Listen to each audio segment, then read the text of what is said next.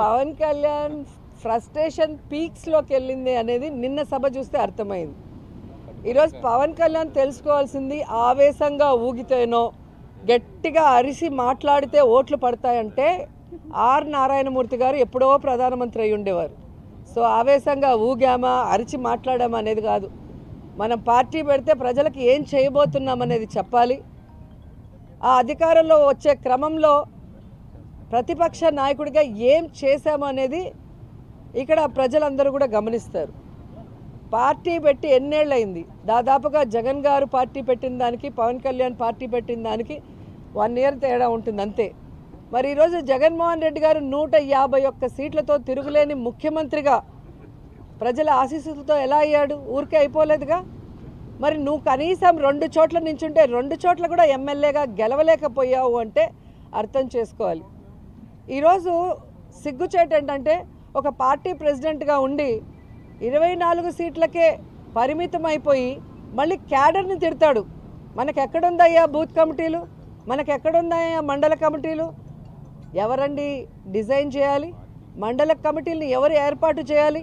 Booth కమిటీలను ఎవరు ఏర్పాటు చేయాలి? పార్టీ ప్రెసిడెంట్ చేయాలి.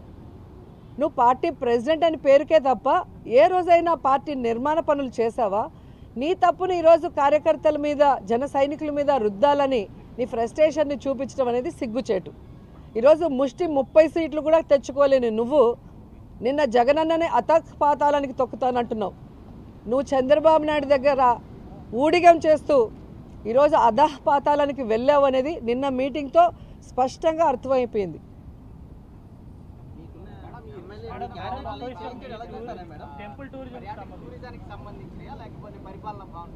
ఏదండి?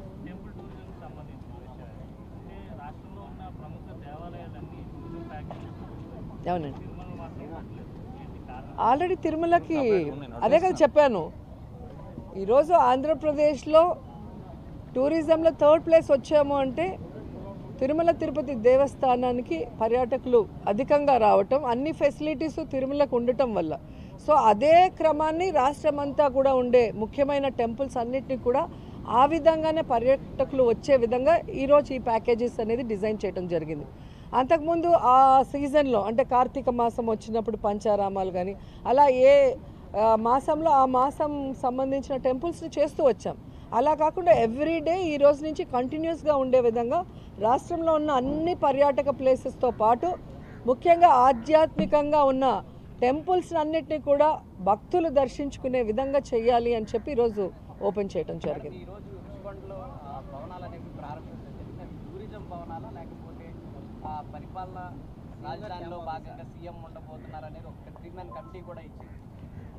ఈరోజు ఋషికొండలో ఆల్రెడీ హరిత రిసార్ట్స్ అని చాలా పాతవి ఉండేవి. వాటి ప్లేస్లో అత్యంత ఆధునీకరించి ఈరోజు వరల్డ్ క్లాస్ లెవెల్ అని చెప్పచ్చు. ఈరోజు 7 బిల్డింగ్స్ని నిర్మించడం జరిగింది. అండ్ చాలా శుభదినం ఈరోజు, మంచి టైంలో దాని గృహప్రవేశం కూడా చేయటం జరిగింది. యాక్చువల్గా టూరిజం కోసం అన్ని పర్మిషన్స్ తీసుకొని చాలా అద్భుతంగా 7 భవనాలని నిర్మించడం జరిగింది. కానీ ఈ మధ్య 3 మెన్ కమిటీ ముఖ్యమంత్రి గారు వస్తే మరి పార్టీ కార్యాలయంగా ఎక్కడ ఉంటే బాగుంటుంది అంటే ప్రభుత్వంలో భాగమే ముఖ్యమంత్రి అంటే, పర్సనల్గా కాదు కదా. సో ముఖ్యమంత్రి గారు ఎక్కడుంటే బాగుంటుంది, ఎక్కడి నుంచి పరిపాలిస్తే బాగుంటుంది అన్న క్రమంలో 3 మెన్ కమిటీ వైజాగ్లో ఉన్న అన్ని ప్రదేశాలని కూడా సందర్శించారు. దాంట్లో ఇక్కడ ఉంటే బాగుంటుంది అని రిషికొండని ఫైనలైజ్ చేయడం జరిగింది.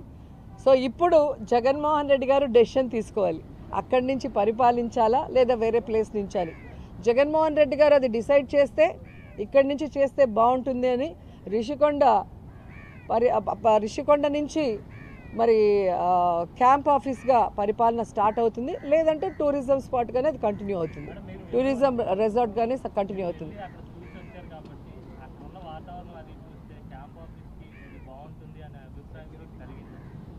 అది మీరు చూసి చెప్పాలి, మీకు ఇస్తారు కదా విజువల్స్ చూసి చెప్పండి. ఎందుకంటే ప్రెస్ వాళ్ళు ప్రతిపక్షాలతో చేరి ఎంత కాంట్రవర్సీ చేశారో మీ అందరికీ తెలుసు. అంత కాంట్రవర్సీ చేయాల్సిన అవసరం కూడా లేదు. సో అందుకే మీకు విజువల్స్ వస్తాయి, మీరు చూడండి, చూసి మీరు డిసైడ్ అవ్వండి.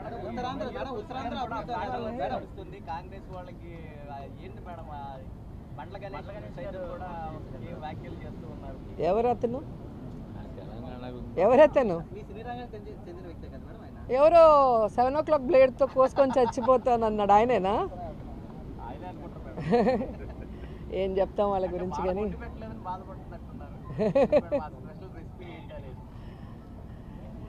ఈరోజు ఒక మహిళ సక్సెస్ఫుల్గా ఉంటే, కష్టపడి పైకి వస్తే, స్ట్రాంగ్గా ప్రతిపక్షాలు చేసే తప్పుల్ని ఎత్తి చూపిస్తే ఇలా నీచంగా మాట్లాడటం, వల్గర్గా మాట్లాడటం తెలుగుదేశానికి జనసేనకి వెన్నతో పెట్టిన విద్య. సో మహిళలు అందుకే వాళ్ళని అసహించుకున్నారు అనేది కూడా మీరు గమనించాల్సిన విషయం. ఓకేనా? Thank you. Visakhapatnam Araku return Visakhapatnam, Visakhapatnam Arasavalli Srikakulam రామబాణం. 13వది విశాఖపట్నం అరసవల్లి శ్రీకూర్మం రిటర్న్ విశాఖపట్నం. 14వది రాజమహేంద్రవరం ద్రాక్షారామం పిఠాపురం అన్నవరం రాజమహేంద్రవరం. అలాగే 15వది విజయవాడ ద్వారకా తిరుమల ఆంజనేయ స్వామి గుడి, అలాగే మడ్డి ఆంజనేయ స్వామి గుడి రిటర్న్ విజయవాడ. 16వది కడప అహోబిలం మహానంది శ్రీశైలం మళ్ళీ రిటర్న్ కడప. అలాగే 17వది కడప యాగంటి మహానంది శ్రీశైలం కడప. 18వది కడప గండి కదిరి లేపాక్షి మళ్ళీ Kadapa.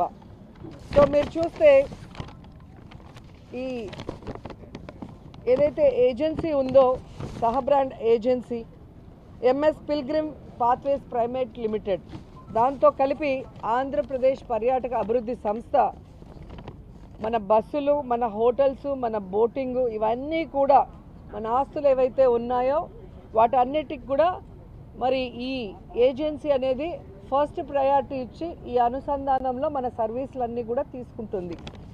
At the same time ఈ టూరిజం డిపార్ట్మెంట్కి కూడా లబ్ధి చేకూరే విధంగా, ఇన్కమ్ పెరిగే విధంగా ఇది డిజైన్ చేయడం జరిగింది. సో 2 ways, వచ్చే భక్తులకి అన్ని ఫెసిలిటీస్ ఇస్తూ వారు కోరుకున్న విధంగా ఆధ్యాత్మిక టూర్ చేస్తూ, అలాగే మన పర్యాటక రంగంలో ఏవైతే డెవలప్ అయిన అన్ని స్పాట్స్ని కూడా ఇంక్లూడ్ చేస్తూ మళ్ళీ మా సర్వీస్ని, బ్యాక్ అండ్ సర్వీస్ని కూడా తీసుకునే కార్యక్రమాన్ని తీర్చిదిద్దడం జరిగింది.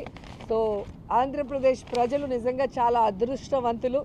జగన్మోహన్ రెడ్డి గారు ముఖ్యమంత్రి అయిన తర్వాత అన్ని రంగాల్లో కూడా ప్రజలకి ఏ విధంగా అందుబాటులో తీసుకొస్తూ, మరొక సైడు సంక్షేమాన్ని, అభివృద్ధిని 2 కళ్ళగా తాను ఇంప్లిమెంట్ చేస్తూ ఈ రాష్ట్ర ప్రజలకి ప్రతిదీ కూడా ఇంట్లో కుటుంబ సభ్యుల్లాగా చేయటం అనేది వారి అదృష్టం. ఆ డిపార్ట్మెంట్లో మేముండటం, ప్రజలకి ఇన్ని సర్వీస్ చేసే అవకాశాలు మాకు రావటం అనేది మా అదృష్టంగా భావిస్తున్నాం. అండ్ ఈరోజు ఇక్కడ దాదాపుగా మనం ఎన్ని బస్సులు ఈరోజు మొత్తం 18 విజయవాడలో ఓకే. విజయవాడలో ఒక 6 ఈరోజు ఓపెన్ చేస్తున్నారు, మిగతావి ఇక్కడ నేను ఓపెన్ చేయడం జరిగింది. అంటే ఇది ఎండోమెంట్